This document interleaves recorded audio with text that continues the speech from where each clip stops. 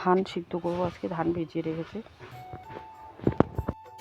Hello everyone, তোমরা সবাই কেমন আছো? আশা করি সবাই ভালো আছো। আয়ুষী লাইফস্টাইলে সবাইকে স্বাগত জানিয়ে ভিডিওটা শুরু করলাম। সকাল সকাল কিন্তু মাছ দেখিয়ে ভিডিওটা শুরু করলাম। যেহেতু আজকে পিসি শাশুড়ি মা বাড়িতে যাবে, তার জন্য কিন্তু বাড়িতে নিয়ে আসা হয়েছে মাছ। মাছগুলো হলো কাতল মাছ।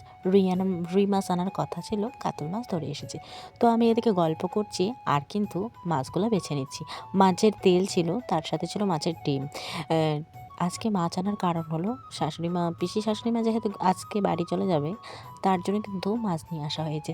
আর মনটা এতটাই খারাপ হয়েছে কি আর বলি তোমাদেরকে। আর আমরা কিন্তু 2-1 দিন পর পর মাছ মাংস যে কোনো একটা খেয়ে থাকি। কারণ কি বলো তো বন্ধুরা, রাত্রেবেলা যেহেতু কাজ করা হয়, বড়মশাই যেহেতু রাত্রি 1টা পর্যন্ত কাজ করে, তার জন্য কিন্তু মাছটা নিয়ে আসা হয় বা 1 দিন পর পর খেতে হয়। কারণ এত খাটনির কাজ যদি মাছটাই যদি না খাই, তাহলে কিন্তু শরীরটা আবার দুর্বল হয়ে যাবে। তো এদিকে আমি মাছটা নিয়ে এসে তেল লবণ মেখে এখন কিন্তু গ্যাসে তুলেও দেবো। তো যাই হোক, আমি এদিকে কিন্তু ভাজার জন্য দিয়েও দিয়েছি কয়েকটা। 5টা করে ভাজো, তাহলে আর কি তাড়াতাড়ি হবে। প্রথমে দিয়ে দিলাম 6টার মতো।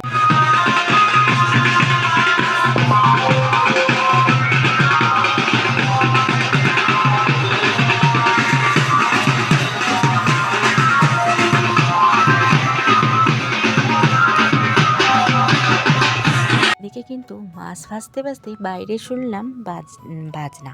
তারপরে বাজনা শুনে দৌড়ে চলে গেলাম রাস্তায় গিয়ে কিন্তু আমি বাজনা দেখছি। এটা হবে কিন্তু আমাদের এখানে পুজো, তার জন্য কিন্তু আমাদের বাড়ির পাশে কিন্তু পুজো হচ্ছে। তো পুজোতে তো যাওয়া হবে না, ঠাকুরের সামনে তো যাওয়া হবে না। তো পরে আর কি যাব প্রসাদ খেতে। তো প্রসাদটা খেতে যাব, তখনও তোমাদের সঙ্গে একটু শেয়ার করব। তো যাই হোক, ওটা কথা বাদ দিই, পরে যখন দেখাবো তখনই আর কি তোমাদের সঙ্গে শেয়ার করতে পারবো একটু। তারপরে দেখো উঠানটাও ঝাড় দিয়ে নেই, উঠানটা এত নোংরা হয়েছে কি আর বলি তোমাদেরকে। পিসি শাশুড়ি মা যেহেতু আজকে বাড়ি যাবে, তার জন্য কিন্তু আমি পুরো দমে কাজবাজ তাড়াতাড়ি করে রাখছি। এখন কিন্তু আমার জন্য আর কি নিতে এসে শাক আনতে গেছে, মানে বতুয়া শাক। যেহেতু বতুয়া শাক অনেকই হয়েছে পশ্চিমে, তার জন্য কিন্তু গিয়েছি আর কি ওইখানে শাক তুলতে। তো যাই হোক, আমি প্রথমে দিয়ে দিলাম লঙ্কা, আদা বাটা, রসুন বাটা তো দেওয়া যায় না মাছে। আদা বাটা আর পেঁয়াজ বাটা, লঙ্কার গুঁড়া, জিরার গুঁড়ো দিয়ে কিন্তু ঘাটাঘাটি করছি। আলুটা কিন্তু আগেই ভেজে রেখেছি। তারপরে মাছের ডিমটাও কিন্তু আমি মেরিনেট করে মানে মেখে রেখে দিয়েছি, পেঁয়াজ লঙ্কা।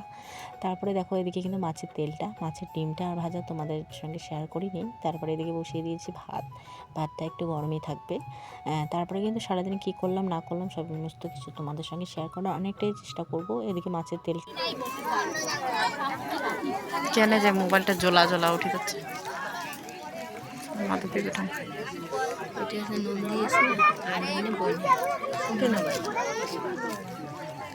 কেন যে এমন বাদ হচ্ছে। ঠাকুরের পাশে যেহেতু যাইনি, তার জন্য কিন্তু শেয়ারও করা হয়নি। এদিকে কিন্তু সবাই বসে রয়েছে, যার যার অঞ্জলি দেওয়া হয়েছে তারা কিন্তু এদিকে বসে রয়েছে। তারপরে আবারও কিন্তু দিচ্ছে অনেক, যেহেতু লোক আর ওটুক জায়গার মধ্যে জায়গা যেহেতু ধরে না, তাই আর কি সবাই এদিকে বসে রয়েছে। আগে ওরা দিল, তারপরে আবারও দিচ্ছে এখনও। তারপরে মানুষ করছে। তারপর ওই বাচ্চাটাকে দেখো তো কত সুন্দর কিউট, একটা বোনের বাচ্চা। তার মানে খুব সুন্দর হয়েছে, মাটার যেরকম সুন্দরী সেরকম।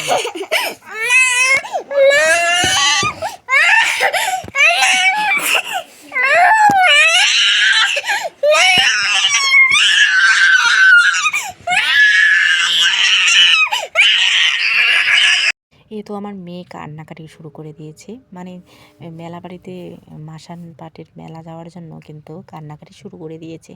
তো আমি বলছি যে যেতে হবে না, যে যাওয়া যায় না যেহেতু ঠাকুরের সামনে, তাই আর কি যেতে দেয়নি বলে ও পুরো কান্নাকাটি করছে। এখন কিন্তু আবারও কিন্তু বাড়িতে এসে আবারও রান্না করলাম আলুর তরকারি যেহেতু খেতে ইচ্ছে করছিল, তার জন্য কিন্তু রান্নাও করে নিলাম।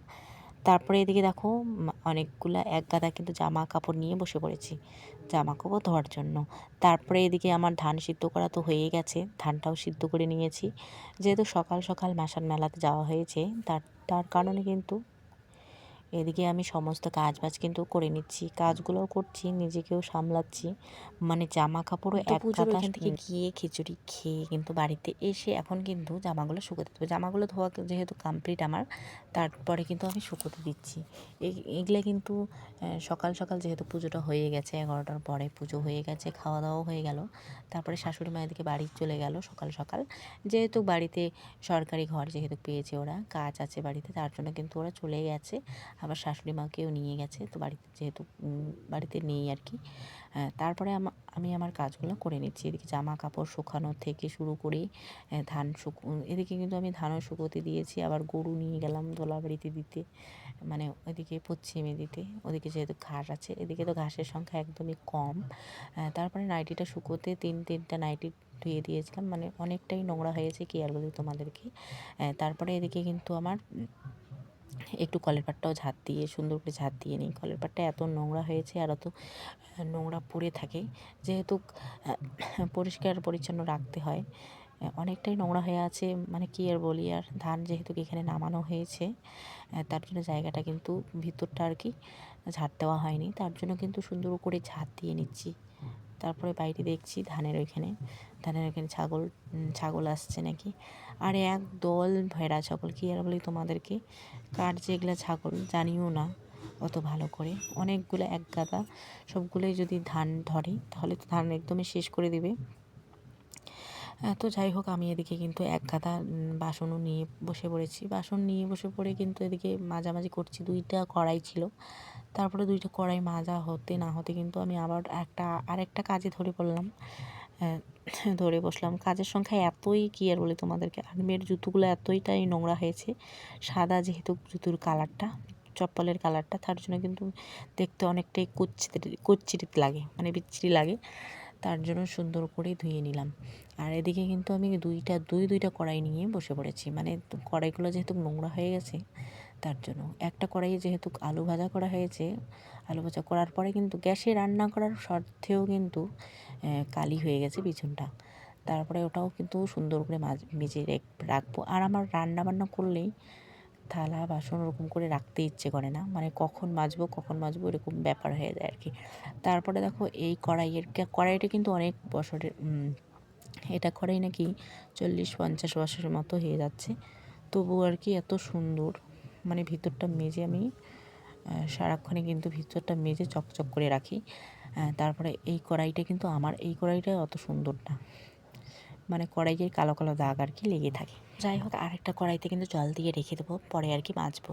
এখন আর অত কিছু মাজাটা সম্ভব না, কারণ একটু রেস্টেরও দরকার। তার মধ্যে এতগুলা কাজকর্ম, কি আর বলে তোমাদেরকে। গরু থেকে শুরু করে ধান সিদ্ধ করা, ধান শুকোতে দেওয়া, অনেক কাজের চাপে লেগে পড়েছি।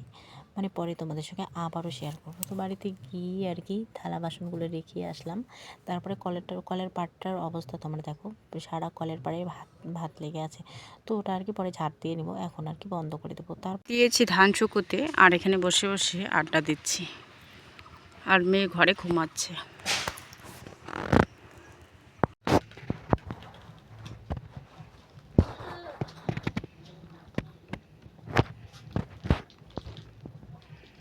রাত্রেবেলা খাচ্ছে কিন্তু জল দিয়ে ঝাল ঝাল সওদাগুলো, টোষের মতো আর কি।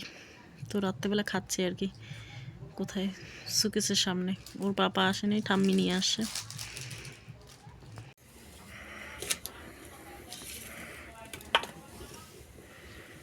এদিকে বসে দিলাম রাতের ভাত।